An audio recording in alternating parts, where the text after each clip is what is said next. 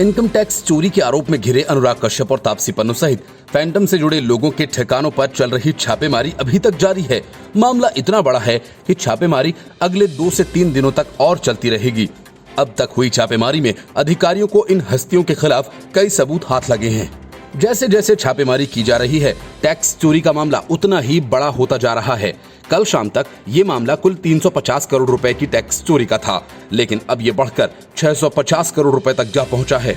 अकेले तापसी और उनकी कंपनी पर पूरे 25 करोड़ रुपए की कर चोरी का संदेह है। करीब 5 करोड़ रुपयों को लेकर तो वह अधिकारियों के सवालों का जवाब भी नहीं दे पाई। कल शाम तक ये आंकड़ा 300 से 350 करोड़ रुपए तक की टैक्स चोरी का था, क्योंकि तब तक मामला अनुराग कश्यप और तापसी पन्नू तक ही सीमित था। लेकिन जांच का दायरा जैसे ही फैंटम फिल्म्स और प्रोडक्शन कंपनीज के शेयर होल्डर्स तक पहुंचा, ये आंकड़ा लगभग 650 करोड़ रुपए की टैक्स गड़बड़ी तक पहुंच गया। इनकम टैक्स अधिकारियों का यह भी मानना है कि तापसी पन्नू और अनुराग कश्यप समेत सभी फैंटम फिल्म्स के स्टेक होल्डर्स ने अपने मोबाइल से डेटा डिलीट कर दिया है। आयकर विभाग को संदेह है कि एनसीबी की ओर से हुई कानूनी कार्रवाई के बाद तापसी और फैंटम फिल्म्स के शेयर होल्डर्स ने अपने अपने मोबाइल फोन से डेटा डिलीट कर दिया, जिसे लेकर सवाल उठ रहा है, यदि कोई संदिग्ध डेटा था ही नहीं तो उसे डिलीट ही क्यों किया गया। इन सबके फोन का डेटा रिकवर करने के लिए भी अधिकारी एक्सपर्ट्स की मदद ले रहे हैं। तापसी का बयान कुछ दिनों में दर्ज कर लिया जाएगा।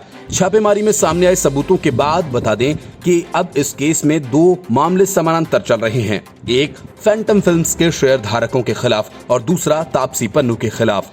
मुंबई, पुणे के अलावा दिल्ली और हैदराबाद मिलाकर कुल 28 ठिकानों पर छापेमारी हुई है। सीबीडीटी ने बताया कि आयकर विभाग सर्च और सर्वे ऑपरेशंस को अंजाम दे रहा है। इसकी शुरुआत मुंबई में हुई 2 फिल्म निर्माण कंपनी से, एक अभिनेत्री और 2 टैलेंट मैनेजमेंट कंपनी से 3 मार्च को हुई थी। सीबीडीटी का कहना है कि 5 करोड़ रुपए कैश पेमेंट लेने की रसीदें तापसी पन्नू के घर से बरामद हुई हैं। कथित तौर पर टैक्स बचाने के लिए ये पेमेंट कैश के तौर पर भी किया गया। यही नहीं, film production house Phantom films ने बॉक्स ऑफिस पर जितने कलेक्शन की बात कही थी, उससे ज्यादा की रकम की जानकारी मिली है। कंपनी के अधिकारी 300 करोड़ रुपए का हिसाब नहीं दे पाए हैं। ये भी बताया गया कि फैंटम फिल्म्स की हिस्सेदारी बेचने के लिए उसका अंडर वैल्यूएशन किया गया। फैंटम फिल्म्स को 2018 में डिसॉल्व कर दिया गया था। तब शेयर्स की कीमत कम दिखाई गई थी और लेन देन में गड़बड़ी की गई थी। इससे पूर्व अधिकारियों ने छापेमारी के पहले दिन फिल्मी हस्तियों से पूछताछ करते हुए कुछ इलेक्ट्रॉनिक्स डिवाइसेस की दस्तावेजों की जांच की। साथ ही पता चला कि संभव है कि ईडी भी अनुराग और तापसी के घर पर छापा मारे। The Report, News of India।